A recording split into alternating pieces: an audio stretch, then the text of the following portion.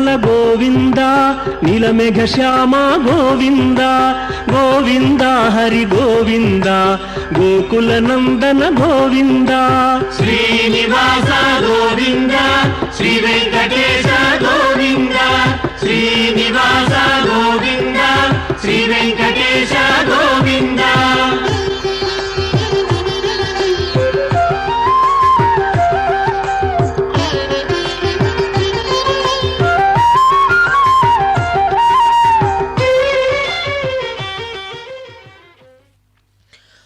ஓம் நமோ வெங்கடேஷாய, ஓம் நமோ பகவதே வாசுதேவாய, கருடாத்ரிரூட கோவிந்தா கோவிந்தா. பக்தர்களே, இதோ இந்த நன்னாளிலே பௌர்ணமி நன்னாளன்று மாதந்தோறும் வருகின்ற அந்த பௌர்ணமியில் திருமலையில் இருந்து கருட சேவையை நாம் சேவித்துக் கொண்டிருக்கிறோம். இதோ கற்பூர மங்கள நீராஜனத்தை சமர்ப்பித்துக் கொண்டிருக்கிறார் அர்ச்சகர் சுவாமி. அதோ கருட பகவான் எவ்வளவு அழகாக அந்த எம்பெருமானை தாங்கிக் கொண்டு திருவீதி உலா வர காத்து கொண்டிருக்கிறார். அனைத்து வாகனத்திலும் மிகவும் விசேஷமான வாகனம் கருட வாகனம். பக்தர்கள் எங்கிருந்தோ கோடி கோடி பக்தர்கள் வந்து இந்த பௌர்ணமி நன்னாளன்று அந்த கருட பகவானை சேவிக்க இருக்கிறார்கள். நாமும் கூட வீட்டில் இருந்தபடியே ஸ்ரீ வெங்கடேஸ்வரா பக்தி தொலைக்காட்சியின் மூலம் இதோ கருட பகவானை, அவர் மேல் எழுந்தருளி இருக்கும் அந்த பெருமானை, பரந்தாமனை, திருவேங்கடமுடையானை இரு கரம் கூப்பி கண் குளிர சேவிப்போம். பெருமான் திருவேங்கடமுடையான் எடுத்த அவதாரங்கள் 10. அதில் திருவேங்கடவனாக கலியுகத்தில் அவதாரம் எடுத்தார். மகாவிஷ்ணு வைகுண்டத்தில் இருந்து பூ உலகிற்கு, அதுவும் திருமலைக்கு அவரை அழைத்து வந்தது யார் தெரியுமா? கருட பகவான் பெருமாளை தன் மீது அமர்த்தி கொண்டு வாகனமாக மாறி பூ உலகமான திருமலைக்கு வந்தார்.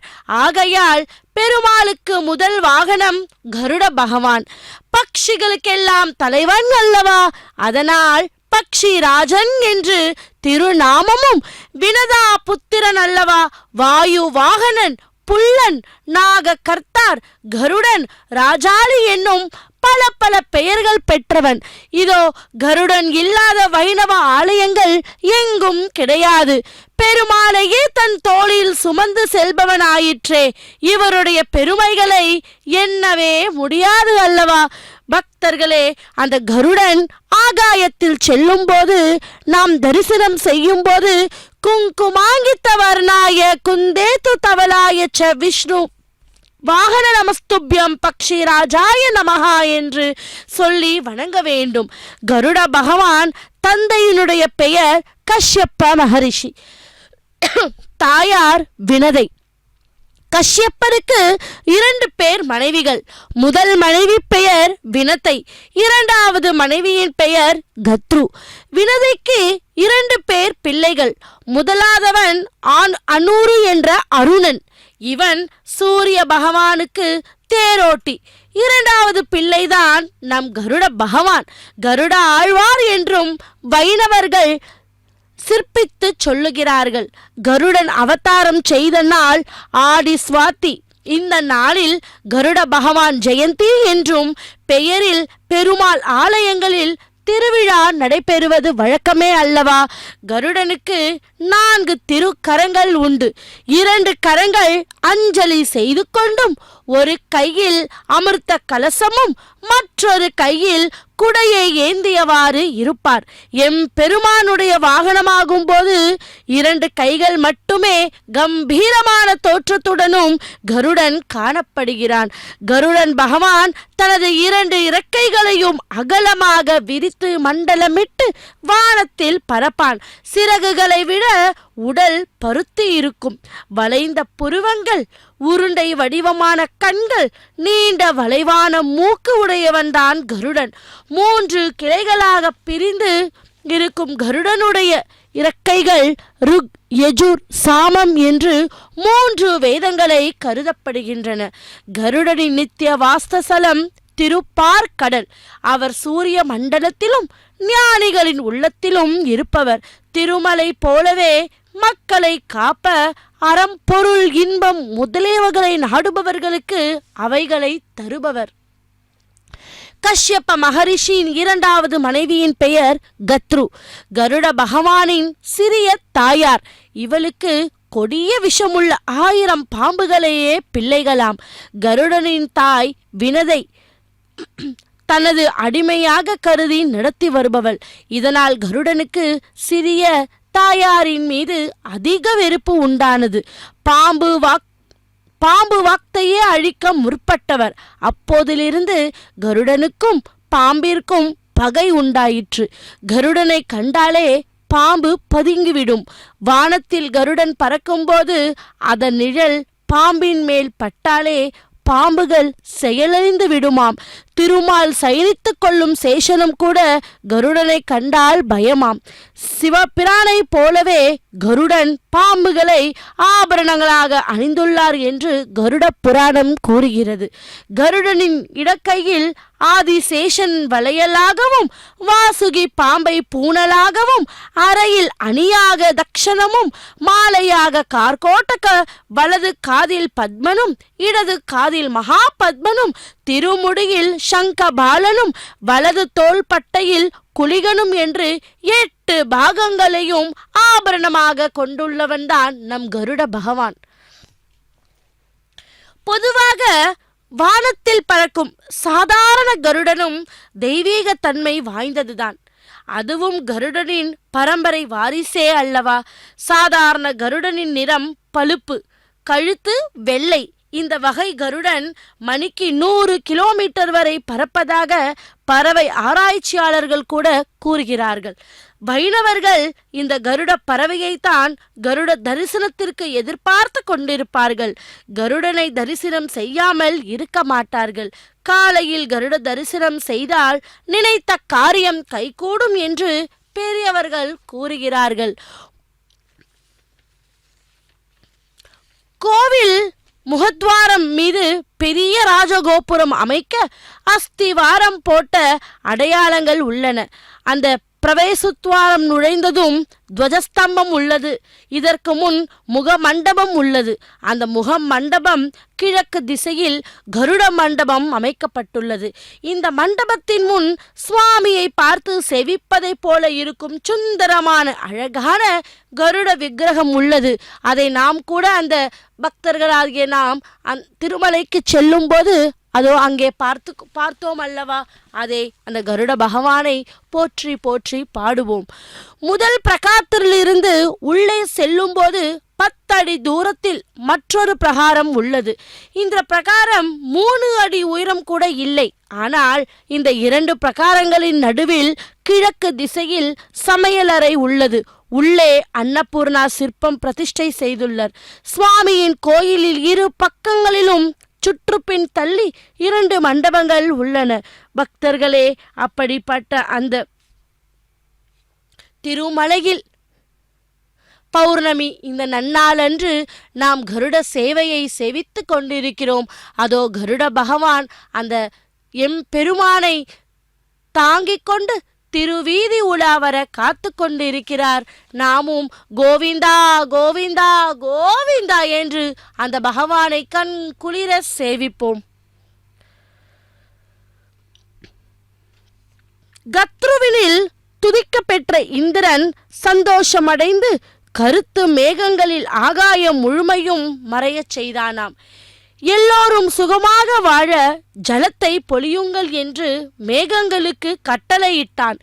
இந்திரனின் கட்டளைப்படி மேகங்கள் ஒன்றையொன்று மிஞ்சுவன போல மின்னலால் பிரகாசித்துக் கொண்டும் இடைவிடாமல் கர்ஜித்துக் கொண்டும் விடாமல் மழையை வர்ஷித்தன.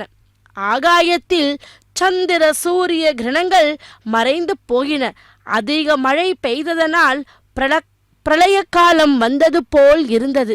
இந்திரன் வருஷத்தினால் நாகங்களுக்கு மிகுந்த சந்தோஷம் உண்டாயிற்று. பூமி எங்கும் ஜலம் நிறைந்தது. சர்ப்பங்கள் தங்கள் தாயுடன் ராமணீயக்கம் என்ற தீவுக்கு சென்றன. பக்தர்களே, அப்படி அந்த ராமணீயக தீவை அடைந்த சர்ப்பங்கள் முதலைகளுக்கு இருப்பிடமான வைண சமுத்திரத்தை கண்டன. அந்த தீவு சமுத்திரம் சூழ்ந்து இருந்தது. அங்கு மரங்கள் நிறைந்திருந்தன. அவற்றின் பறவைகள் கூட்டம் கூட்டமாக வசித்தன. அவை இனிமையாக ஒலித்தன. மரங்கள், மலர்கள், காய்கள், பழங்கள் பூரணமாக இருந்தன. வீடுகளும் ரமணீயமான ஜலத்தை உடைய தாமரை தடாகங்களும் உத்தியாவனங்களும் சந்தன மரங்களும் அந்த தீவில் இருந்தன. நறுமணம் வீசு காற்றிலும் காற்று வீசுவதனால் பூ மாறி பொழிவதனாலும் மனதிற்கு களிப்பை கொடுக்கக்கூடியதாக அந்த தீவு இருந்தது. மக்களின் மனதையும் கண்ணையும் கவரும் அந்த தீவை கத்ருவின் பிள்ளைகள் கருடன் பார்த்தான். அந்த சர்ப்பங்கள் அங்குள்ள காட்டில் ஓடி விளையாடின. గోవింద శ్రీ వెంకటేశ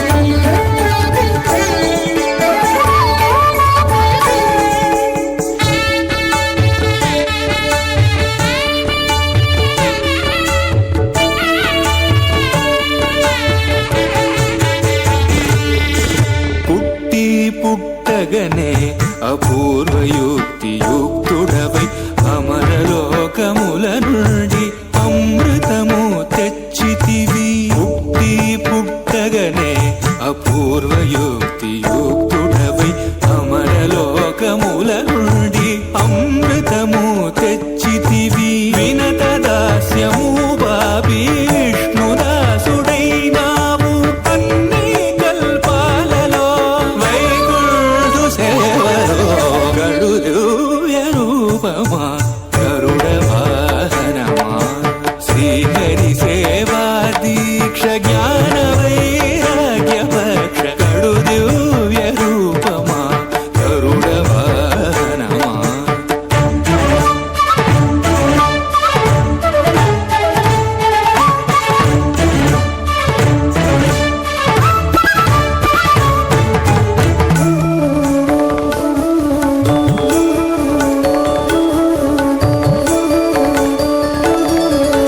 శ్రీ తులసి మాలికలు వరలక్ష్మి హారాలు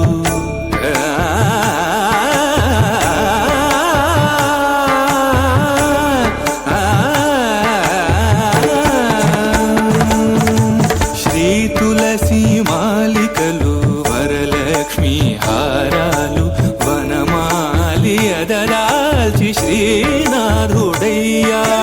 నీ తనువుపై నిలిచి నిఖిలలో కాలు రోజు నీ తనువుపై నిలిచి నిఖిలలో కాలు బ్రోచు పెరియ తిరువడి నీది పెరుమాళు కొలురో గడు దివ్య రూపమా గరుడ వాహనమా శ్రీహరి సేవా దీక్ష జ్ఞాన వైరాగ్య పక్ష గడు దివ్య రూపమా గరుడ వాహనమా.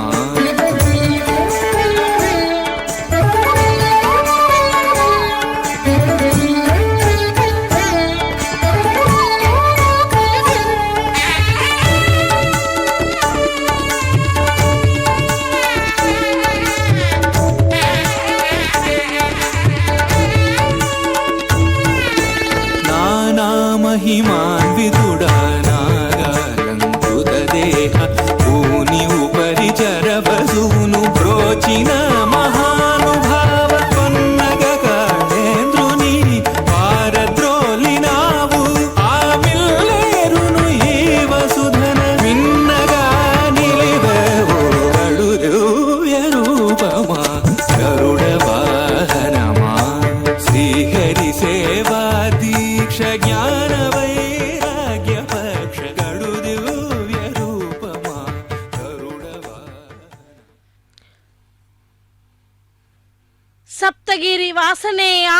கணேசனே கோவிந்தா கோவிந்தா. சிரசி வஜ்ர கிரீட்டம் வதனே சசிவர்ண பிரகாசம் பாலே கஸ்தூரி ஸ்ரீ கந்த திலக்கம் கர்ணே வஜ்ர குண்டல சோபிதம் நாசிகாயாம் சுவாசிக்க புஷ்பதலம் நயனே சசிமண்டல பிரகாசம் கண்டே ஸ்வர்ண புஷ்ப மாலாங்கிருத்தம் ஹிருதயே ஸ்ரீனிவாச மந்திரம் என்று இதோ அந்த பகவானுடைய பௌர்ணமி நன்னாள் அன்று திருமலையில் இருந்து கருட சேவையை நாம் சேவித்து கொண்டிருக்கிறோம். பக்தர்களே, இதோ அந்த கருட பகவான் அவரது இரு கரங்களிலும் அந்த எம்பெருமானை திருவேங்கடமுடையானை தாங்கிக் கொண்டு திருவீதி உலா வந்து கொண்டிருக்கிறார். பக்தர்களாகிய நாம் அந்த பகவானை தரிசித்து கொண்டு அந்த சேவிக்கலாம். திருமலையில் இருந்து நேரடி ஒளிபரப்பு. பெருமாள் எத்தனையோ வாகனங்களில் வீதி உலா வந்தாலும் கருட வாகனத்தின் மீது வலம் வந்து காட்சி தருவது என்பது மிகச் சிறப்பானதாக கருதப்படுகிறது. எந்த திவ்ய தேசத்திலும் கருட சேவை என்றால் அன்றைக்கு ஆயிரக்கணக்கான மக்கள் கூடுவார்கள். கருட சேவையை பார்த்தால் பெரும் புண்ணியம் என்றும் கருதுவார்கள். அந்த கருட சேவைகளில் காஞ்சி வரதர் கருட சேவையையும் புரட்டாசி திருமலை பிரம்மோற்சவத்தில் நடக்கும் கருட சேவையையும் ஆழ்வார் திருநகரத்திலிருந்து நடைபெறும் நவ திருப்பதி கருட சேவையையும் சிறப்பானது என்று கூறுகிறார்கள். பக்தர்களே, அதை போலவே சீர்காழிக்கு அருகில் திருநாங்கூர் மணிமாட கோயிலில் தை மாத அமாவாசைக்கு மறுநாள் இரவு நடைவு பெறும் அந்த கருட சேவை மிக மிக சிறப்பானது. இந்த கருட சேவை பின்னணியில் பல சுவையான செய்திகளை நாம் பார்ப்போம். வைணவ திருத்தலங்கள் என்றால் 108 திருத்தலங்களையே ராமானுஜ வைணவ மரபில் பிரதானமாக சொல்லுவது வழக்கம். புராண இதிகாச பெருமைகளை வைத்துக்கொண்டோ முக்கியமான அவைகளை வைத்துக்கொண்டோ அவர்கள் திவ்ய தேசங்களை தீர்மானிப்பதில்லை. எந்த திருத்தலத்தை 12 ஆழ்வார்களில் யாராவது ஒருவராவது குறைந்தபட்சம் ஒரு வரியாவது பாடியிருந்தால் அந்த ஈரத் தமிழ் சொற்களை பெற்ற திருத்தலமே வைணவத்தில் திவ்ய தேசமாக கருதப்படுகிறது.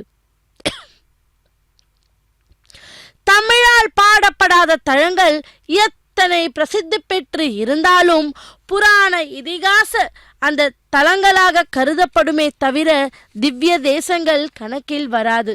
அப்படிப்பட்ட அந்த திருநாங்கூர் திருப்பதி இந்த 108 திருத்தலங்களிலும் இலையோடும் சில அழகான திவ்ய தேசங்கள் 2 இடத்தில் இருக்கும். ஆனால் ஒரே திவ்ய தேசமாக கருதப்படும் சில இடங்களில் அருகாமையில் உள்ள கோயில்கள் அனைத்தும் சேர்த்து ஒரு தொகுப்பாக கருதுவார்கள்.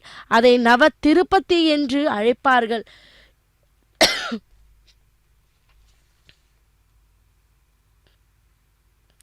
திருநாங்கூர் திவ்ய தேசங்களில் ஒன்று அல்லவா? சீர்காழியில் இருந்து 5 மைல் தூரத்தில் உள்ளது. பத்ரிகாசிரமத்தில் இருக்கும் நாராயணனே அதே போன்ற அமர்ந்த கோலத்தில் இருப்பதால் மூலவருக்கு நாராயணன் என்று பெயர். வருடத்தின் அனைத்து நாட்களிலும் காலை வேளைகளில் பெருமாள் மீது சூரிய ஒளி விழுகிறது. நந்தா விளக்கு என்றும் இவருக்கு பெயர் உண்டு. நந்தா விளக்கே அலத்திற்கு அறியாய் நர நாராயணே கருமாமுகில் போல் எந்தாய் எமக்கே அருள்வாய் என்பது பாசூரம். பக்தர்களின் அறியாமை இருளை போக்குகிறார். தாயாருக்கு புண்டரிக்கவள்ளி தாயார் என்ற திருநாமம் உள்ளது. இந்த மணிமாட கோவில்களில்தான் கருட சேவை உற்சவம் நடைபெறும். எதிரில் இந்த புஷ்கரணி ருத்ர புஷ்கரணி என்று அழைப்பார்கள். அப்படிப்பட்ட இந்த கருட சேவை மிகவும் விசேஷமான வாகனங்களில் ஒன்று என்று கருதப்படுகிறது. அதுவும் நம்முடைய திருப்பதி திருமலையில் நடைபெறும் இந்த கருட சேவை மிக மிக விசேஷமானது. கோடான கோடி பக்தர்கள் வந்து அந்த கருட சேவையை சேவித்து கொண்டிருக்கிறார்கள். பக்தர்களே, அப்படிப்பட்ட அந்த கருட பகவானை நாமும் சேவிப்போம்.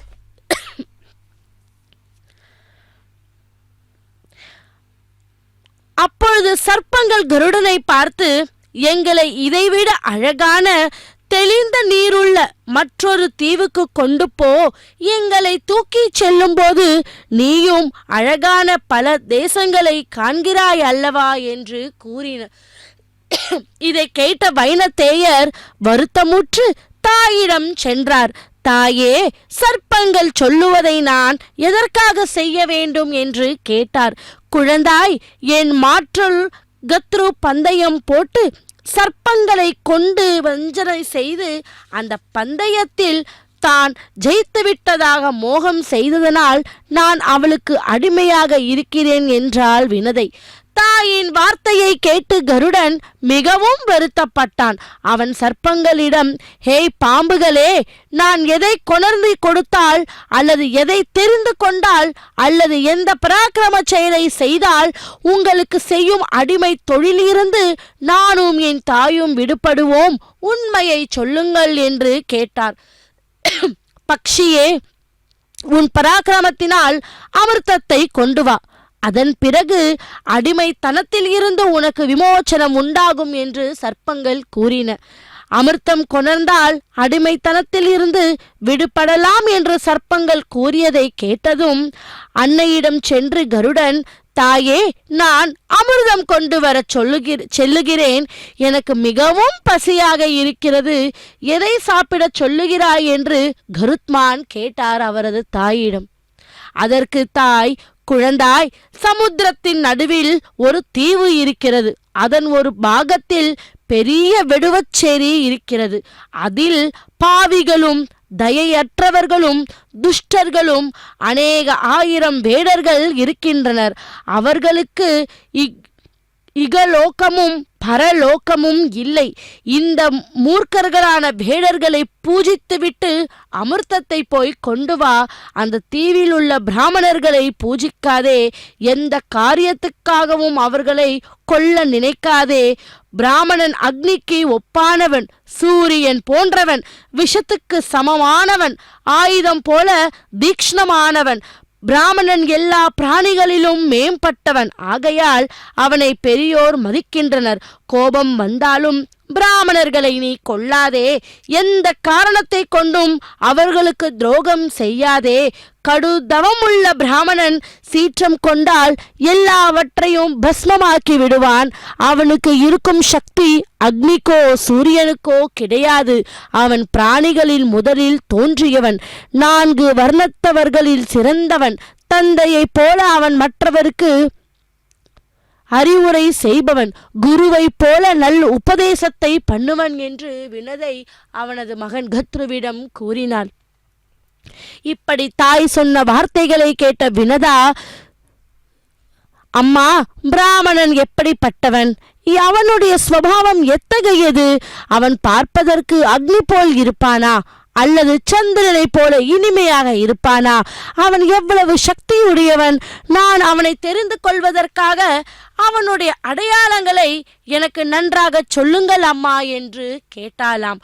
குழந்தாய், நீ எவனை விழுங்கும் போது தொண்டையில் துண்டில் முள் போல குத்துமோ, தன்னல் போல சுடுமோ, அவனை உயர்ந்த பிராமணன் என்று அறிந்து கொள். கோபம் வந்த போதிலும் அவனை கொல்லாதே. உன் வயிற்றில் போன பிறகு எவன் ஜரிக்காமல் இருக்கிறானோ அவனை பிராமணன் என்று தெரிந்து கொள் என்று வினதை சொன்னாலாம். கருடனை ஒப்பற்ற சக்தியை அறிந்திருந்தும் நாகங்கள் செய்த தீங்கை நினைவில் கொண்டு தாய் பாசத்தினால் வினதை கருடனுக்கு ஆசி கூறினாள். வைனதேயனே, உன் சிறகுகளை வாயு பகவான் காப்பாற்ற வேண்டும். முதுகை சந்திர சூரியர் காக்க வடவர். உன் ஷரீரத்தை சுற்றிலும் அஷ்ட வசுக்கள் காக்கப்பட்டவர். எங்கு வியாப்திருக்கும் விஷ்ணு உன் அங்கங்கள் யாவற்றையும் காப்பாற்றப்படட்டும். மகனே, நான் எந்த காலத்திலும் உனக்கு தீங்குகள் நேர்ந்திருக்க வேண்டாம் என்று கூறுகிறேன். க்ஷேமம் உண்டாக வேண்டும் என்று பகவானை பிரார்த்தித்து கொண்டு எப்பொழுதும் மங்கள காரியங்களை செய்து கொண்டும் இருப்பேன். நீ ஆரம்பித்த காரியம் நன்றாக முடிவு பெறும். வழியில் தீங்கு நேராமல் சென்று வர வேண்டும் என்று அனுகிரகம் செய்தாள் வினதை. தாயின் ஆசியை பெற்ற பக்ஷி ராஜர் தமது சிறகுகளே விரித்து கொண்டு வானத்தில் வட்டமிட்டு கிளம்பினார். மிக்க பசியுடன் புறப்பட்ட அவர் சமுத்திரத்தின் நடுவில் உள்ள வெட்டுவச்சேரியை அடைவதற்காக ஆகாசத்தை வந்தடைந்தார். சமுத்திரத்தின் நடுவில் ஜலத்தை வற்றச் செய்தார். அருகிலுள்ள மலைமேல் இருந்த மரங்கள் அசைந்தன. வேடர்களை சம்ஹரிப்பதற்காக இரண்டாவது யமன் போல் அவர் தோன்றினார். கருடன் பறந்து வந்த போது வாயை திறந்து கொண்டு வந்தார். வேடர்கள் இதை கண்டு பயந்தார்கள். இங்கும் அங்கும் ஓடினார்கள். கருடனது வாயை நோக்கியும் ஓடிச் சென்றனர். கருடன் சிறகை அடித்து கொண்டு பறந்து வந்து தன்னுள் மண்ணுடன் பெருங்காற்று அடித்து மரங்கள் அடிமுதல் அசைந்தன. இதனால் வனத்தில் மரங்களில் உள்ள அந்த பட்சிகள் யாவும் சப்தித்து கொண்டு திசை தெரியாமல் ஆகாசத்தை நோக்கி ஓடின. அதே போல் திசை தெரியாமல் வேடர்கள் கருடன் வாயை அடைந்தனர். ஒருவர் இருவர் அல்ல, ஆயிரக்கணக்கில் வந்து விழுந்தனர். மீன்களை பிடித்து கொன்று ஜீவிக்கும் அந்த வேடர்களை சத்துருக்களை சம்ஹரிக்கும் கருடன் வாயை மூடிக்கொண்டு விழுங்கிவிட்டார். பக்தர்களே, இதோ இன்று பௌர்ணமி அந்த நன்னாளன்று அதோ சந்திர தரிசனத்தை நாம் சேவிப்போம். இதை கேட்ட கருடன் அந்த பிராமணன் ஒருவன் தன் பக்தியுடன் கருடனுடைய வாயினுள் சென்று நெஞ்சை அடைந்த போது எரிகிற தணல் போல் சுட்டான். உடனே கருடன் வாயை திறந்து கொண்டு, பிராமணனே, நான் வாயை திறந்து கொண்டுள்ளேன். சீக்கிரமாக நீ வெளியேறு, சென்றுவிடு. எப்பொழுதும் பாவம் செயலை செய்து வரும் பிராமணனையும் நான் கொல்லுவது இல்லை. ஆகையால் நீ வெளியே சென்றுவிடு என்று சொன்னாலாம். இதை கேட்ட பிராமணன், என்னுடன் என் மனைவியான இந்த வேட்சியையும் விட்டு விடுவாயாக என்றான். இந்த வேட்டுவச்சியுடன் விரைவில் வெளியே சென்றுவிடு. நான் தீர்மானிப்பதற்கு முன்பு வெகு வேகமாக சென்று விடுங்கள் என்று கருடன் அனுமதி அளித்தார். அந்த பிராமணன் வேற்றுவச்சியுடன் வெளிப்பட்டு வந்த கருடனை வாழ்த்துவிட்டு தான் நினைத்த இடத்திற்கு சென்றான். அதன் பிறகு பக்ஷி ராஜர் மனோவேகமாக ஆகாயத்தில் சென்றார். ஒப்பற்ற பராக்கிரமுடைய கருடன் தம் பிதாவின் இருப்பிடம் சென்று அவரை வணங்கி அவர் கேட்டதற்கு முறைப்படி தமது வரலாற்றை சொன்னாராம். குழந்தாய், உனக்கும் உன் தமையனுக்கும் உன் தாய்க்கும் உண்ண உணவு எப்பொழுதும் சௌக்கியமாக கிடைக்கிறதா? முக்கியமாக உனக்கு வேண்டிய ஆகார மனுஷ லோகத்தில் கிடைக்கிறதா என்று கேட்டாராம். இதோ கற்பூர மங்கள நீராஜனத்தை சமர்ப்பித்துக் கொண்டிருக்கிறார் அர்ச்சகர்.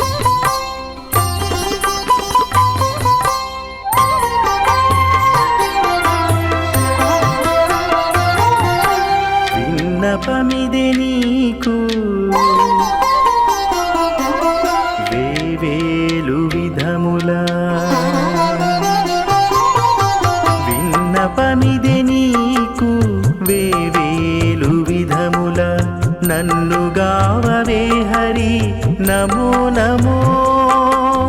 విన్నపమిదే నీకు వేవేలు విధముల, నన్ను గావవే హరి నమో నమో.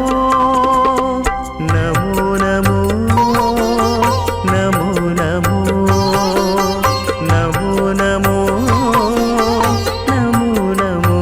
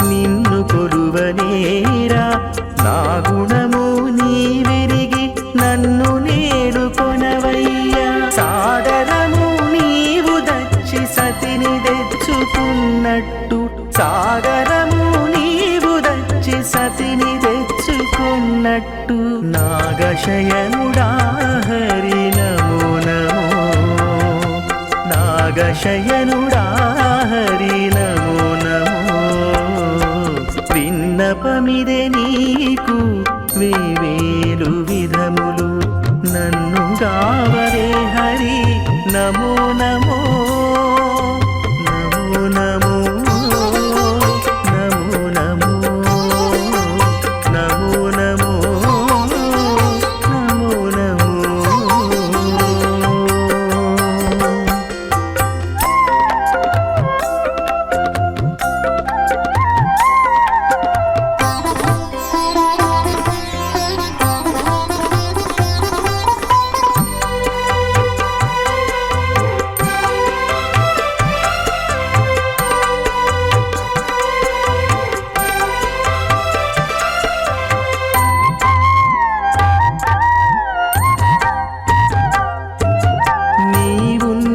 చోటెరిగి నిన్ను తలచనేరా నా ఉన్న చోటెరుగుదు నన్ను నీవు తలచవే నీ ఉన్న చోటెరిగి నిన్ను తలచనేరా నా ఉన్న చోటెరుగుదు నన్ను నీవు తలచవే కోవిదుడా నారబేరు కొన్నవానిగాచినట్టు కోవిదుడా నారబేరు కొన్నవానిగాచినట్టు నావొడయ హరి హరి నమో నమో నావొడయ హరి హరి నమో నమో విన్నపమిదే నీకు వేవేలు విధములు నన్ను గావరే హరి నమో నమో నమో నమో నమో నమో నమో నమో నమో నమో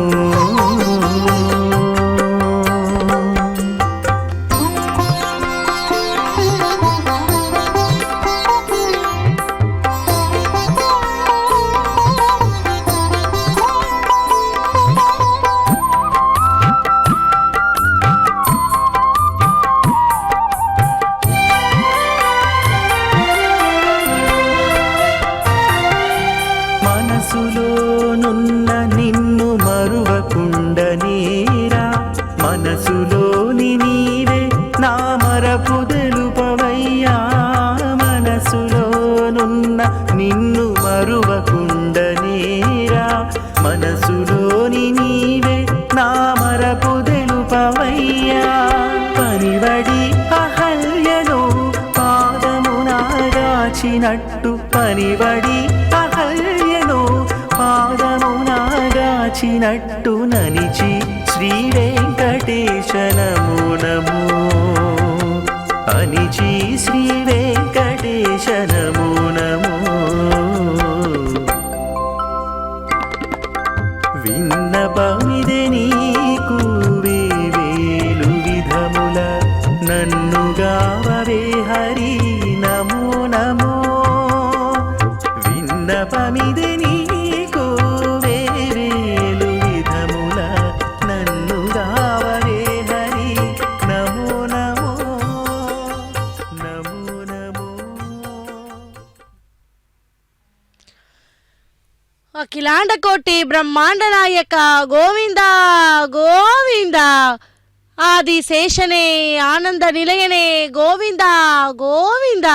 இதோ பக்தர்களே, சந்திர பகவானை சேவிப்போம்.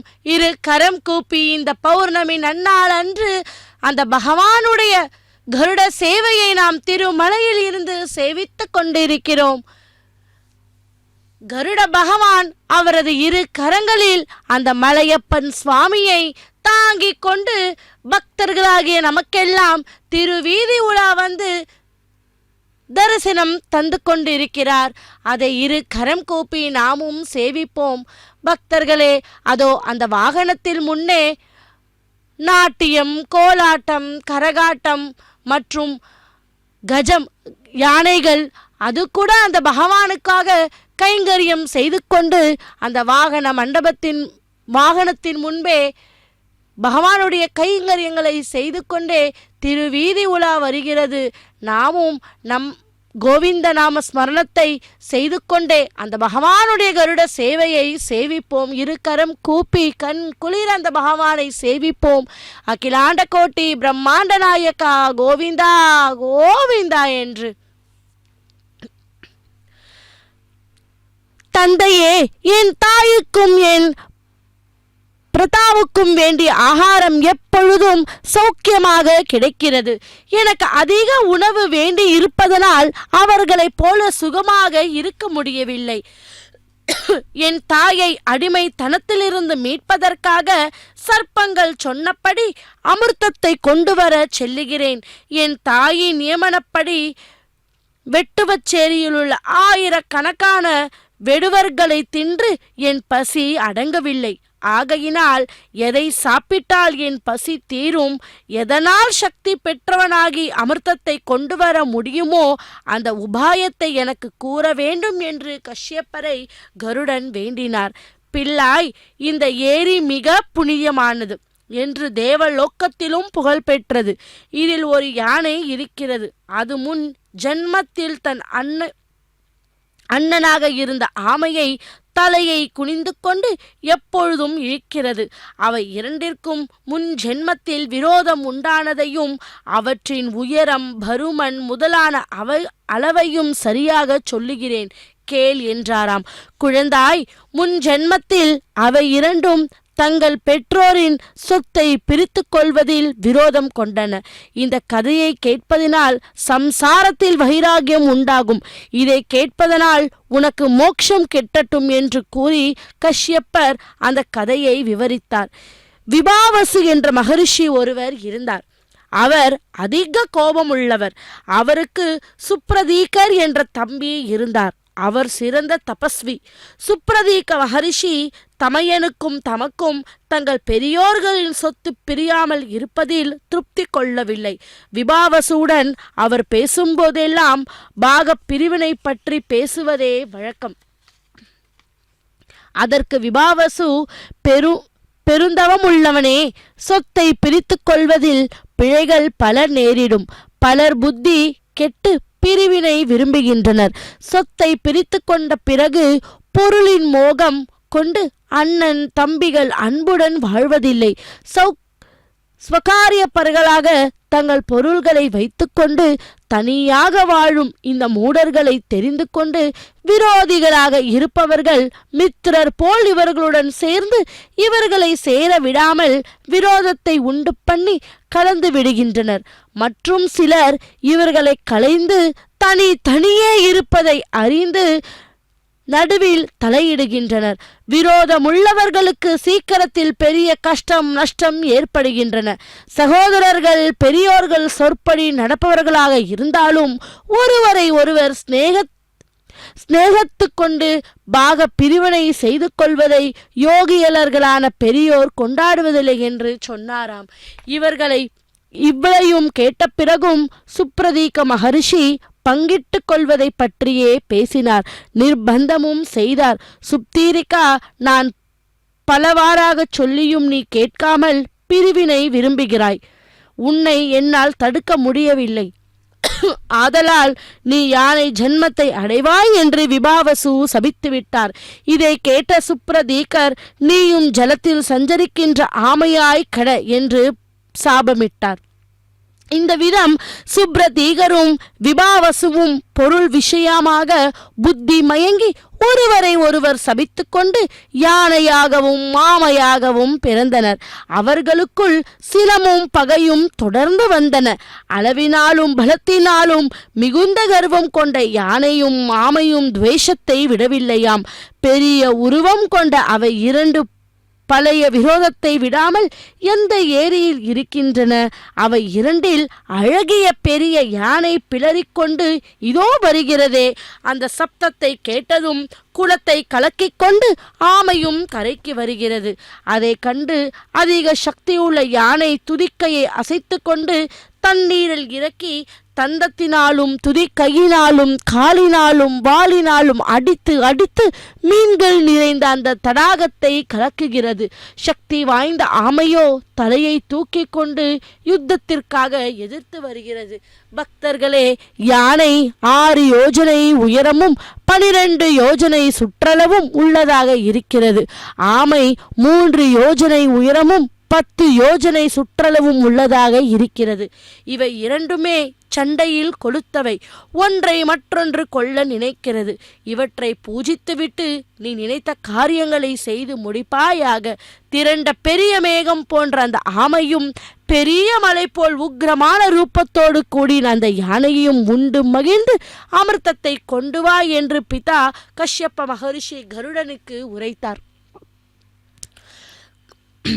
குழந்தை பக்ஷீந்திரனே, நீ தேவர்களுடன் யுத்தம் செய்யும் போது உனக்கு மங்களம் உண்டாகட்டும்.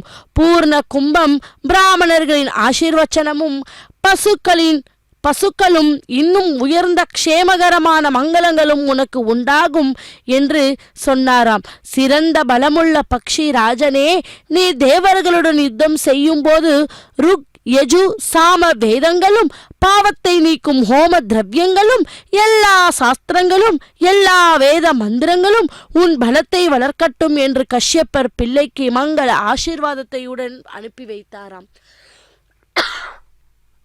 இப்படி பிதாவின் அருளை பெற்ற பின்பு கொடிய வேகமுடைய கருடன் பிதாவின் ஆக்னைப்படி தெளிவான ஜலமுடைய குளத்தை அடைந்து அதிலுள்ள யானையை ஒரு நகத்தாலும் ஆமையை ஒரு நகத்தாலும் இடுக்கி எடுத்துக்கொண்டு ஆகாயத்தில் உயர கிளம்பியது.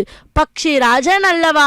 பக்ஷி ராஜனுக்கே அதோ அந்த கருட பகவான் இதோ அவரது 2 கரங்களில் திருவேங்கடமுடையானை ஏந்திக் கொண்டு நமக்கெல்லாம் திருவீதி உலா வந்து கொண்டு காட்சி தந்து கொண்டிருக்கிறார். நாமும் சேவிப்போம். அலம்ப தீர்த்தத்தை அடைந்து தேவலோகத்து விருஷங்களாகிய கர்ப்பங்கள் நிறைந்த இடத்துக்கு சென்றனராம்.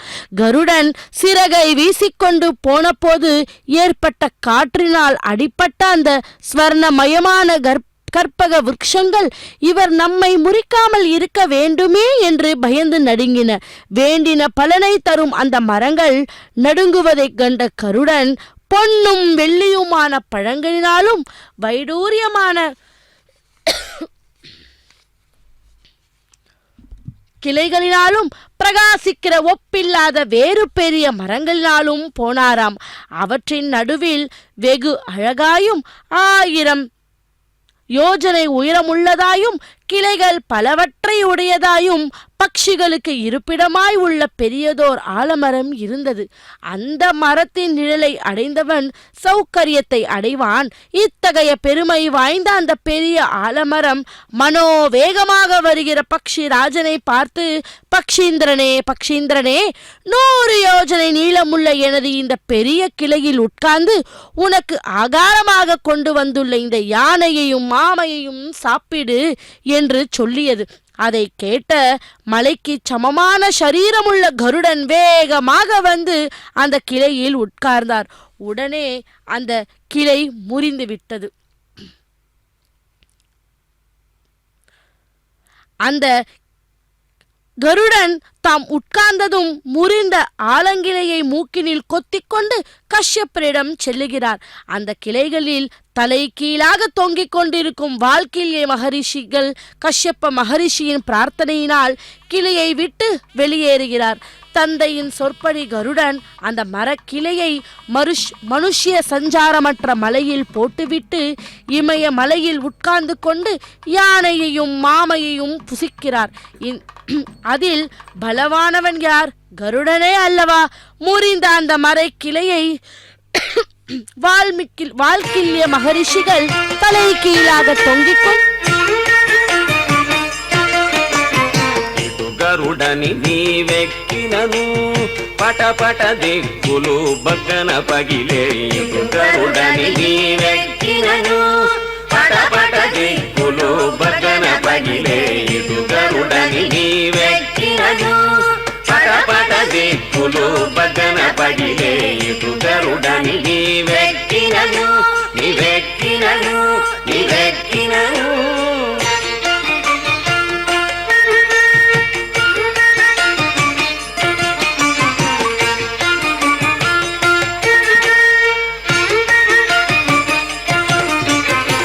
ఎగసిన గరుడనియే పునధాయని జిగిదొలకు చబుకు చేసినను ఎగసిన గరుడనియే పునధాయని జిగిదొలకు చబుకు చేసినను నిగమాంతంబులు నిగమ సంఘములు గగనము జగములు గడగడవడకే నిగమాంతంబులు నిగమ సంఘము గగనము జగములు గడగడవడకే ఇటు గరుడని నీవెక్కినను పటపట దిక్కులు బగన పగిలే ఇటు గరుడని నీవెక్కినను నీవెక్కినను నీవెక్కినను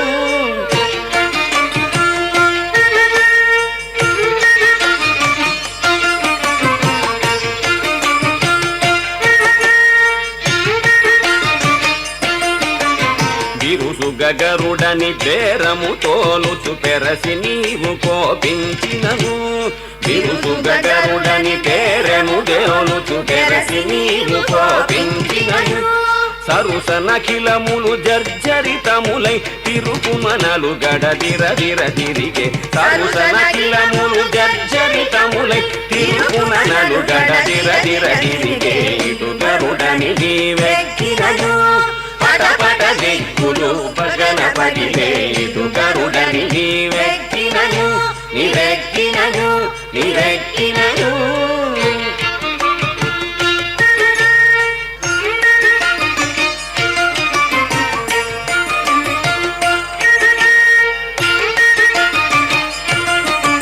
పల్లించిన నీ పసిడి గరుడవని కెల్లున నీవెక్కినయపుడు పల్లించిన నీ పసిడి గరుడవని కెల్లున నీవెక్కినయపుడు చల్లని రాక్షస సమితి నీ మహిమ వెళ్ళి మునుగుదురు వెంకటరమణ చల్లని రాక్షస సమితి నీ మహిమ వెళ్ళి మునుగుదురు వెంకటరమణ ఇటు గరుడని నీవెక్కినను పటపట దిక్కులు బగన పగిలే ఇటు గరుడని నీవెక్కినను పటపట దిక్కులు బగన పగిలే ఇటు గరుడని నీవెక్కినను నీవెక్కినను నీవెక్కినను ಗರುಡಾದ್ರಿರೂಢ ಗೋವಿಂದ ಗೋವಿಂದ ಪಕ್ಷಿರಾಜನೇ ಗೋವಿಂದ ಗೋವಿಂದ பக்தர்களே, இதோ திருமலையில் இருந்து பௌர்ணமி நன்னாளன்று திருமலையில் இருந்து கருட சேவையை நாம்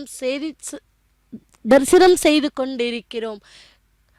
அந்த கருட பகவான் இரு திருக்கரங்களிலும் அந்த எம்பெருமானை தாங்கிக் கொண்டு திருவீதி உலா வந்து கொண்டிருக்கிறார்.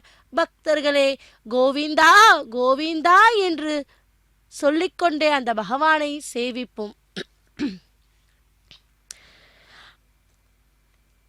யானையும் ஆமையையும் கீழே விழாமல் இருக்கும்படி நகங்களால் நன்றாக இடுக்கிக் கொண்டு இறக்கைகளை நன்றாக வீசிய வண்ணம் கருடன் வானத்தில் பறந்து சென்ற போது பெருங்காற்று அடித்தது.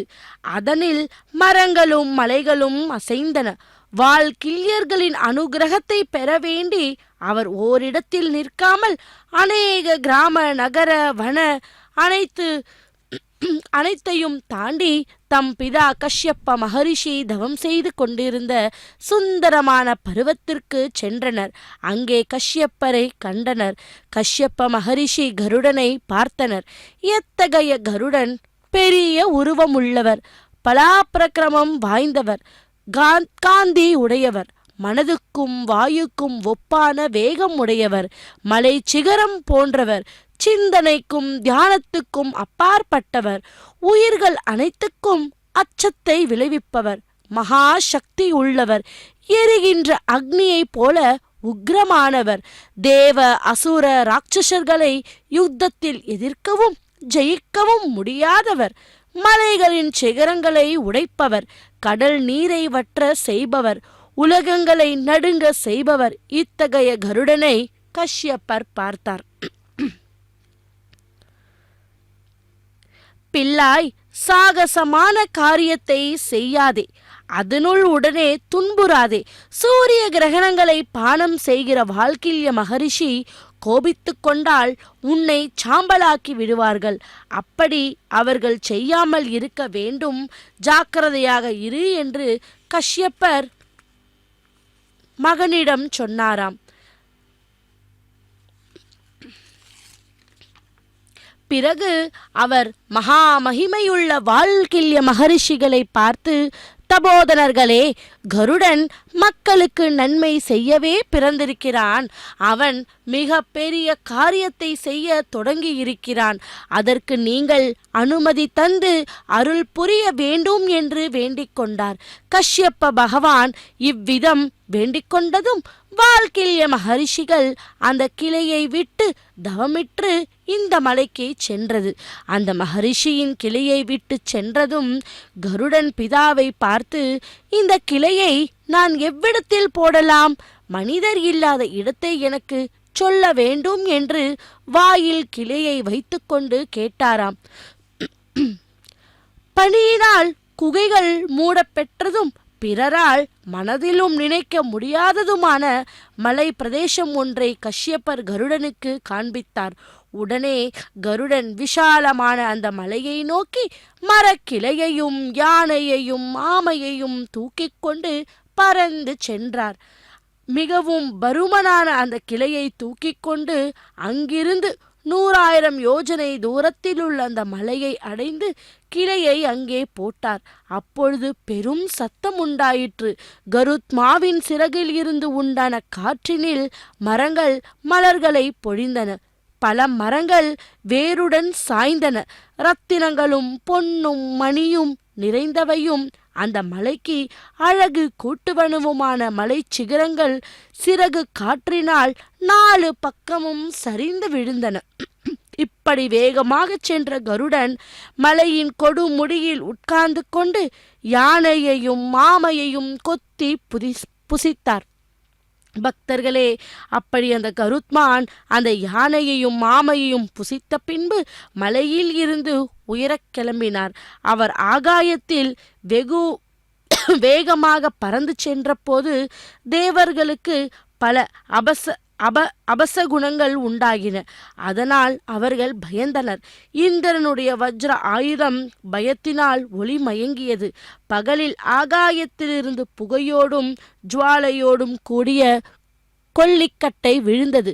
வசுக்கள், ருத்திரர்கள், ஆதித்யர்கள் மற்றுமுள்ள தேவர்கள் ஆகியவர்களின் ஆயுதங்கள் ஒன்றை ஒன்று பிடித்தன. தேவாசுர யுத்தம் நடந்த சமயத்தில் கூட இத்தகைய அபசகுணங்கள் ஏற்படவில்லையே.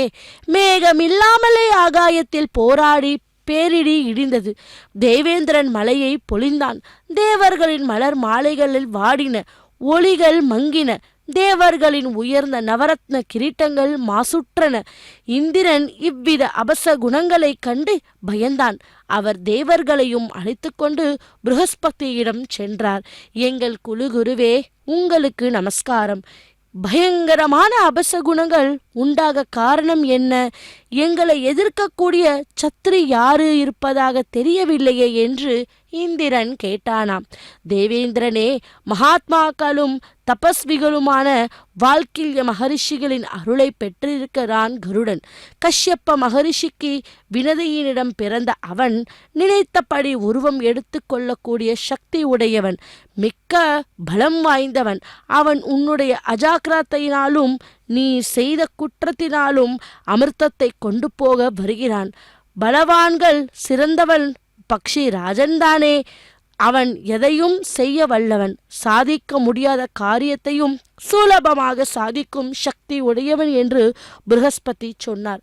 அப்படிப்பட்ட அந்த பக்ஷி ராஜனான கருட பகவானே, இதோ அந்த பெருமானை திரு கரங்களில் ஏந்தி கொண்டு திருவீதி உலா வந்து கொண்டிருக்கிறார். பக்தர்களே, நாமும் வீட்டில் இருந்தபடியே அந்த பகவானுடைய கருட சேவையை அந்த பௌர்ணமி நன்னாளன்று சேவிப்போம். இதோ அந்த பகவான் முன்பே கலைஞர்கள் கூட கோலாட்டம், நாட்டியம், பரதநாட்டியம் போன்ற அவர்களுடைய கைங்கரியத்தை அந்த பகவானுக்காக ஈடுபட்டு கொண்டிருக்கிறார் கலைஞர்கள்.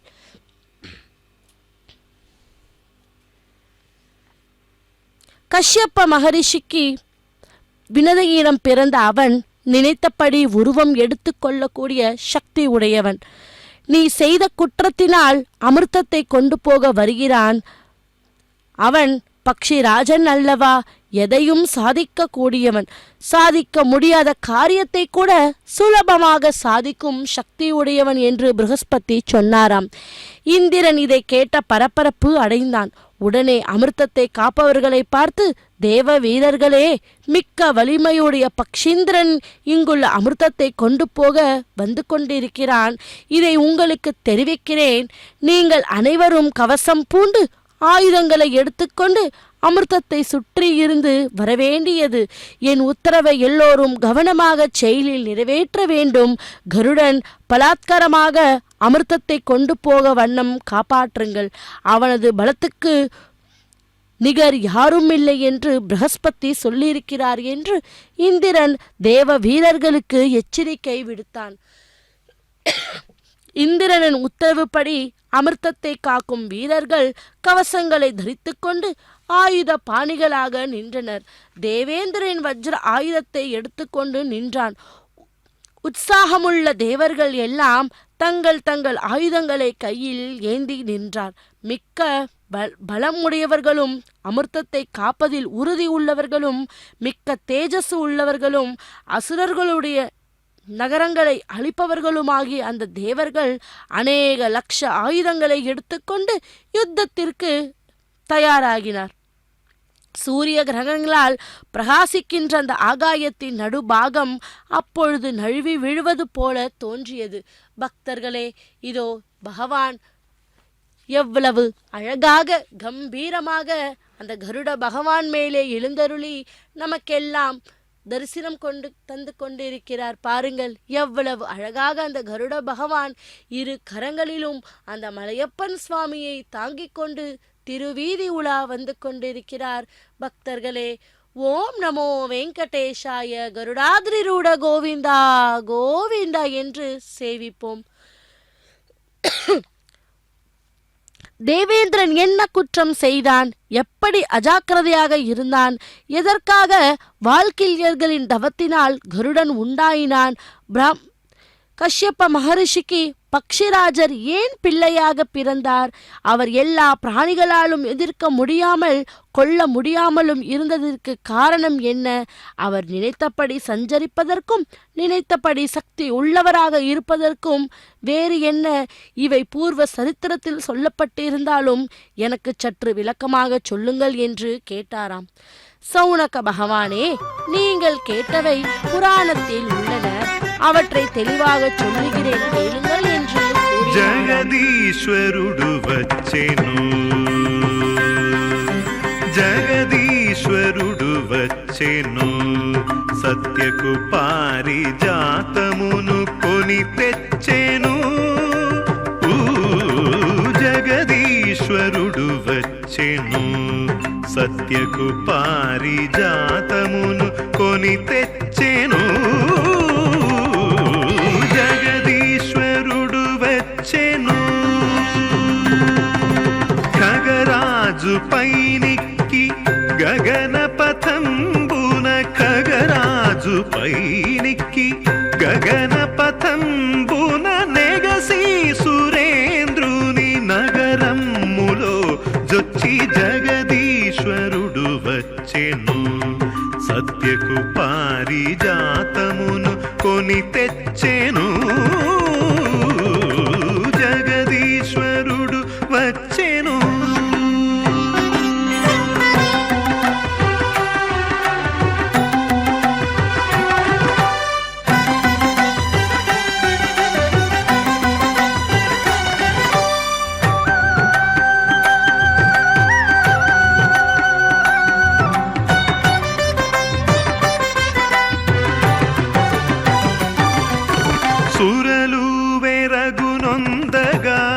సమస్త ఖేచరులు సంతసమొందగా,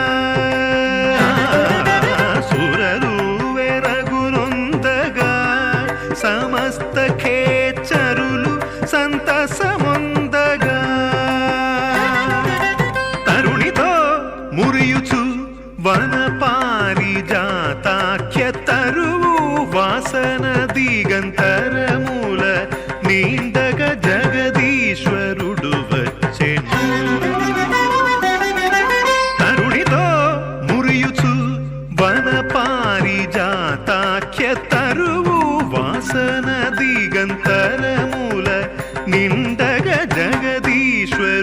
వచ్చెను సత్యకు పారిజాతమును కొని తెచ్చెను జగదీశ్వరుడు వచ్చెను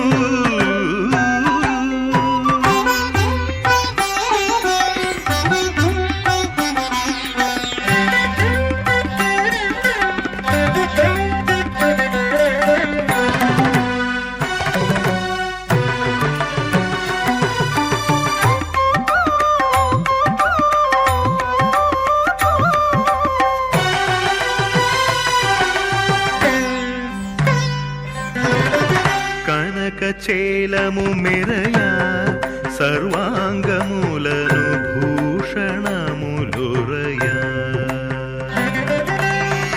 కనక చేలము మెరయా సర్వాంగములను భూషణములురయా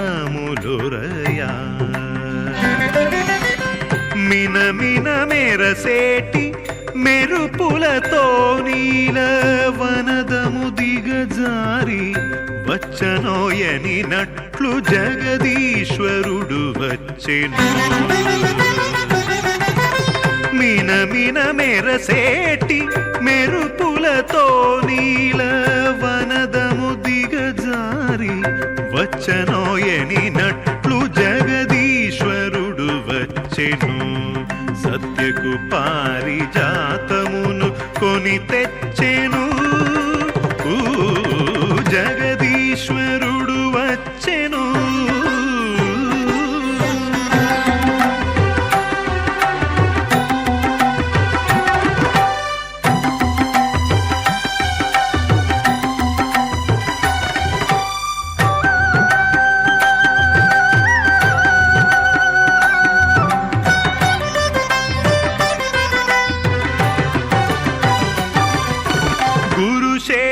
శేషాచలవాసుడు నృసింహుడు తరిగొండ పురధాముడు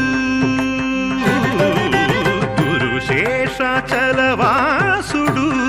నృసింహుడు తరిగొండ పురధాముడు పరవాసుదేవుడు భవ్య ప్రభావుడు పరమ పవిత్రుడు పంకజనేత్రుడు జగదీశ్వరుడు వచ్చెను పరవాసుదేవుడు భవ్య ప్రభావుడు పరమ పవిత్రుడు పంకజనేత్రుడు జగదీశ్వరుడు వచ్చెను సత్యకు పారిజాతమును కొని తెచ్చెను జగదీశ్వరుడు వచ్చెను ఖగరాజు పైనిక్కి గగన పథంబున ఖగరాజు పైనిక్కి గగన పథంబున నెగసి సురేంద్రుని నగరములో జొచ్చి జగదీశ్వరుడు వచ్చెను సత్యకు పారిజాతమును కొని తెచ్చెను జగదీశ్వరుడు వచ్చెను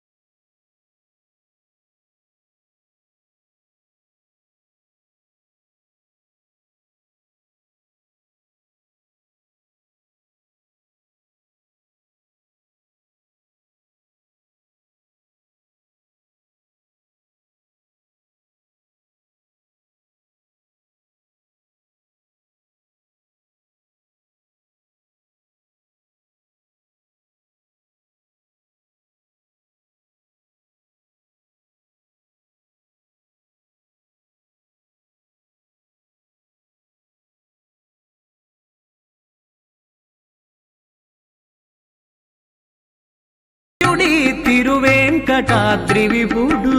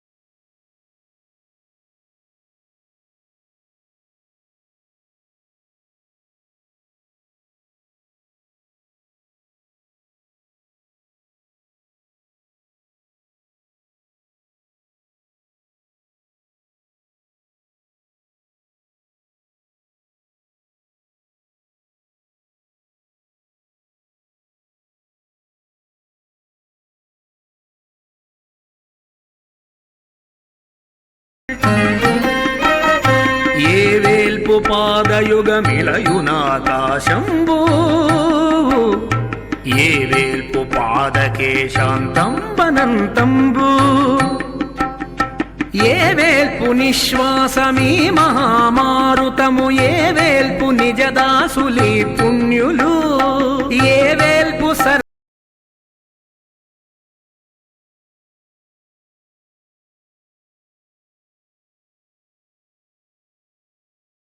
కడుఘనము ఆ వేల్పు తిరువేంకటాద్రి విభుడు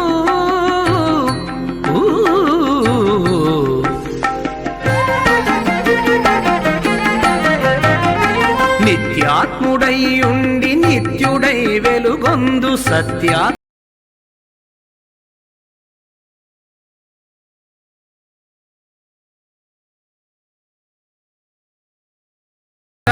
విభుడు సంస్తుత్యుడి తిరువేంకటాద్రి విభుడు సంస్తుత్యుడి తిరువేంకటాద్రి విభుడు సంస్తుత్యుడి తిరువేంకటాద్రి విభుడు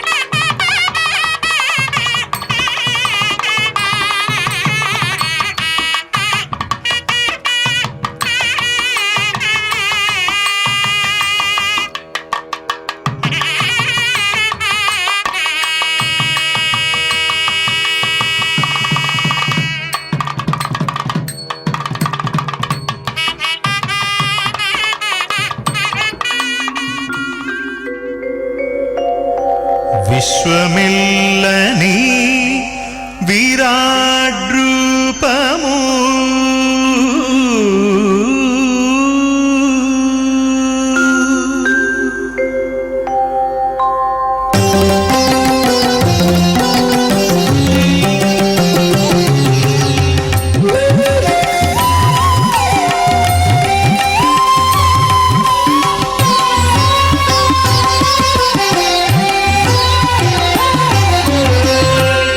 విశ్వమిల్లని విరాడ్రూపము శాశ్వత హరిని శరణులము విశ్వమిల్లని విరాడ్రూపము శాశ్వత హరిని శరణులము విశ్వమిల్లని విరాడ్రూపము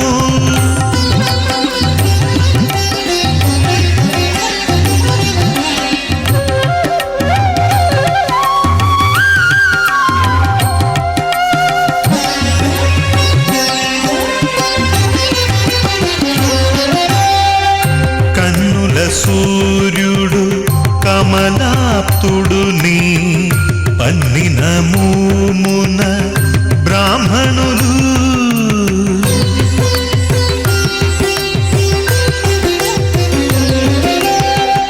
కన్నుల సూర్యుడు కమలాప్తుడు నీ పన్నిన మూమున బ్రాహ్మణులు ఉన్నతి వైశ్యులు పూర్వులందును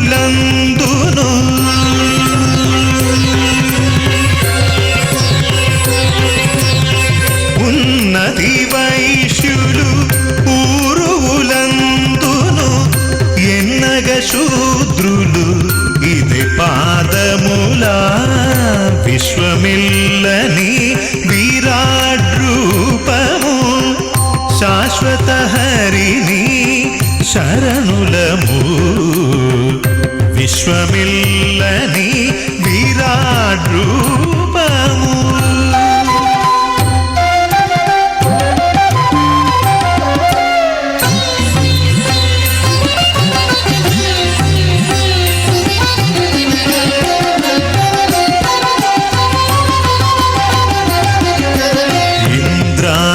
దేవతలు ఈశాన బ్రహ్మ మునీంద్రులంగములనే సగినదే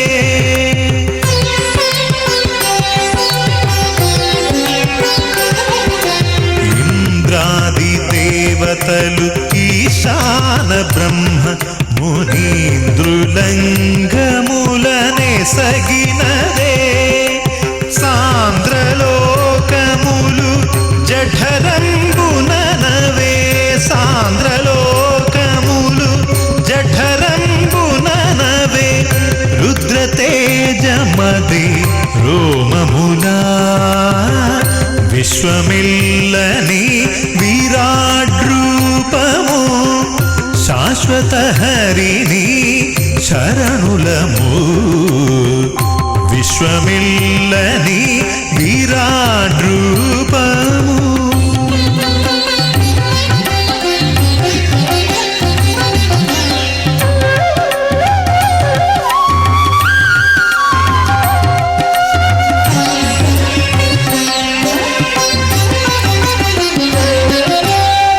కాలము కర్మము కైవల్యంబును ఆలోను వెలియును అది నీవు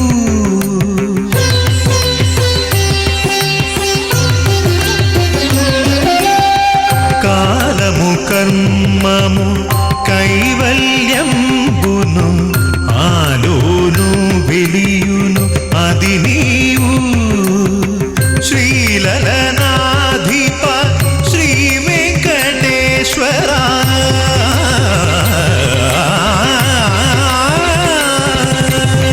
శ్రీ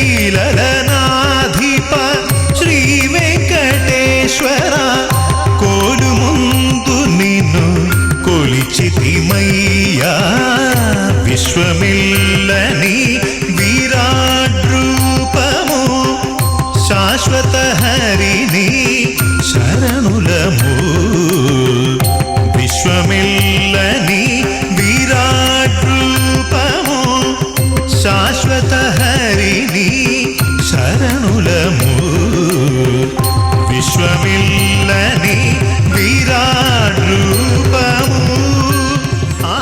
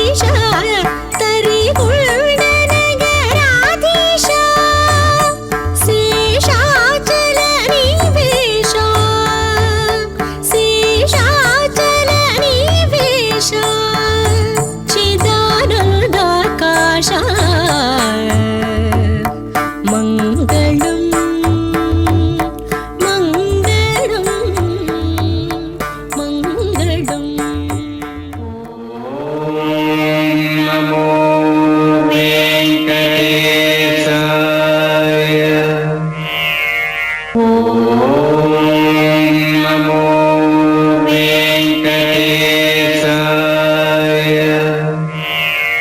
ॐ नमो वेङ्कटेशाय ॐ नमो वेङ्कटेशाय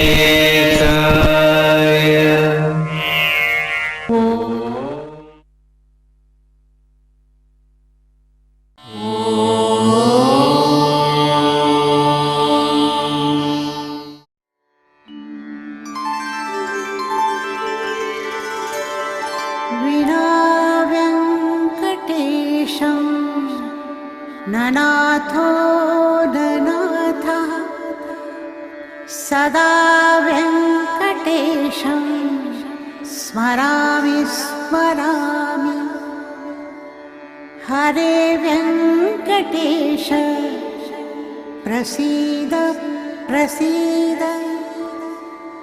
प्रियं वेङ्कटेश प्रयच्छ प्रयच्छ